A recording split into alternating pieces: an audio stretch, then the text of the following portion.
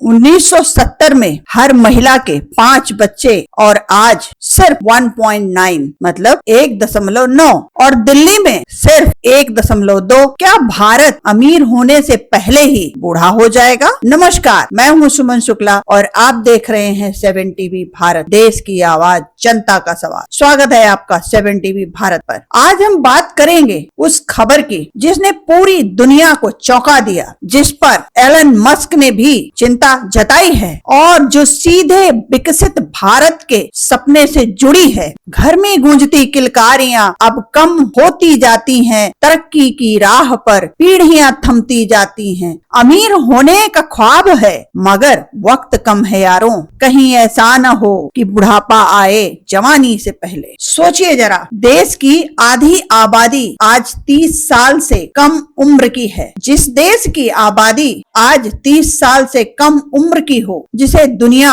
Youngest nation कहती हो, वो देश अगर 25 साल में अचानक बूढ़ा होने लगे तो क्या होगा? और ये कोई काल्पनिक डर नहीं है, सरकारी आंकड़े हैं। एलन मस्क ने ट्वीट किया है और भारत के सामने अब एक ऐसा सवाल खड़ा है जिसका जवाब अगले 10-15 साल में देना ही होगा। तो रुकिए और पूरी बात सुनिए। भारत सरकार के एसआरएच सैंपल रजिस्ट्रेशन सिस्टम का ताजा डेटा कहता है कि साल 2024 में भारत की टोटल फर्टिलिटी रेट यानी टीएफआर 1.9 हो गई है। अब ये 1.9 का मतलब क्या है? मतलब ये है कि देश में अब औसतन हर महिला के 1.9 बच्चे ही हो रहे हैं और जनसंख्या को जस का तस बनाए रखने के लिए ये दर तय होनी चाहिए 2.1। इसे कहते हैं रिप्लेसमेंट लेवल, यानी पति पत्नी के 2 बच्चे होंगे तो माँ बाप की मृत्यु के बाद जनसंख्या उतनी ही बनी रहेगी 2.1। इसीलिए क्योंकि कुछ शिशु जन्म के बाद बच नहीं पाते और लड़कों की संख्या थोड़ी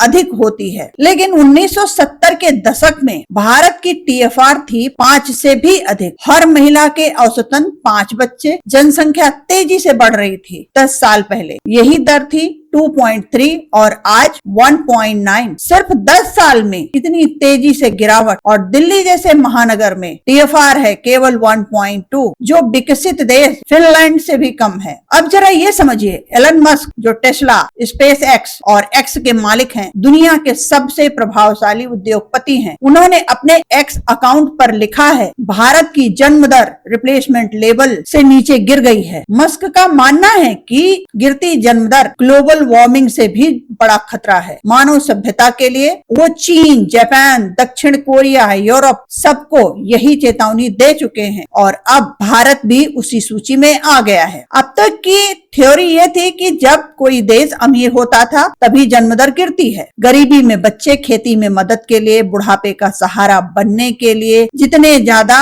उतने अच्छे। लेकिन जैसे ही परिवार में थोड़ा पैसा आता है, अच्छा स्कूल, अच्छा पढ़ाई, स्वास्थ्य, घर, सोच बदल जाती है। कम होंगे तो परवरिश बेहतर होगी। शहर बढ़ते हैं, जगह कम होती है, मकान महंगे होते हैं, दोनों माँ बाप काम करते हैं। यूरोप में, जापान में, दक्षिण कोरिया में अमीरी पहले आई, फिर जन्म दर गिरी। लेकिन भारत में जो हुआ वो बहुत चौंकाने वाला है। भारत अभी उतना अमीर नहीं हुआ है, प्रति व्यक्ति आय अभी भी कम है। फिर जन्म दर कैसे गिर गई? क्योंकि भारत में 3 चीजें बहुत तेजी से बदली। पहला, लड़कियों की शिक्षा। 1990 के बाद से स्कूल में लड़कियों की संख्या बहुत बढ़ी। NFHS का डेटा कहता है कि पढ़ी लिखी महिलाओं की टीएफआर 1.7 से 1.8 होती है और अनपढ़ महिलाएं आज भी 3 से अधिक बच्चे पैदा करती हैं। शिक्षा ने सोच बदली, शादी देर से होने लगी, करियर आगे आ गया। और दूसरा है मीडिया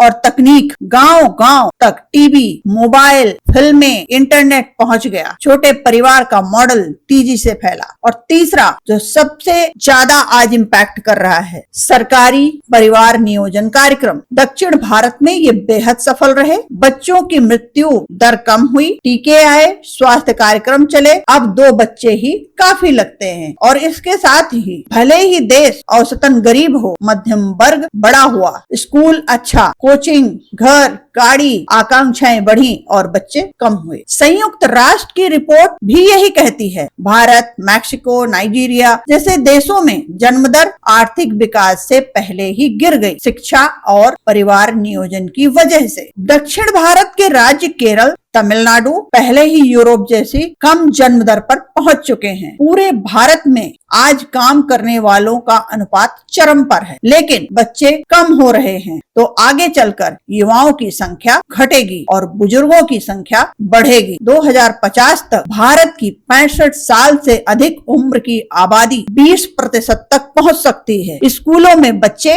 कम होंगे, काम करने वाले लोग घटेंगे, लेकिन बुजुर्गों की पेंशन, देखभाल, स्वास्थ्य सेवाएं, इन सब के लिए पैसा चाहिए होगा, और वो पैसा आएगा कहां से? बाकी देश पहले अमीर बने फिर बूढ़े हुए। जापान, जर्मनी जब उनकी आबादी बूढ़ी हुई तब वो बेहद समृद्ध थे। भारत के सामने ये खतरा बहुत बड़ा है कि अगर तेजी से विकास नहीं हुआ तो भारत अमीर होने से पहले ही वृद्ध हो जाएगा, और इसे कहते हैं ओल्ड बिफोर रिच। और यही वो चुनौती है जो विकसित भारत के सपने को सबसे बड़ी टक्कर दे रही है। आज हमारी आबादी 30 साल से कम उम्र की है। ये हमारी ताकत है, ये हमारा डेमोग्राफिक डिविडेंड है, लेकिन ये खिड़की हमेशा खुली नहीं रहेगी। शिक्षा और स्वास्थ्य ने जो किया वो तारीफ के काबिल है, लेकिन अब अगर आर्थिक तरक्की उसी रफ्तार से नहीं आई तो एक दिन हमारे पास बुजुर्ग होंगे और उन्हें संभालने वाला कोई युवा नहीं होगा। सवाल सिर्फ जन्म दर के आंकड़ों का नहीं है, सवाल है क्या हम वो देश बनेंगे